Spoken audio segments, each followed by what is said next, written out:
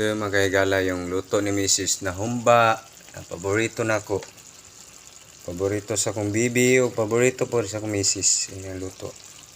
Nakuha niya itong luto ni Papa sa bais. Yan. Yung bakante hindi kasi bakante mga kahigala ang kalan. Mas masarap sana ito luto sa kalan kasi langay. Uling lang. Sabay man nagluto siya ng sinaing na tulingan. Dito na lang niluto niya sa kalan, kahigala. Alangay lang yung apoy. Kahigala. Yan, dandahan lang apoy para mas masarap. Wow, humba. Paborito ng bayan. Bye-bye mga kahigala, bye-bye.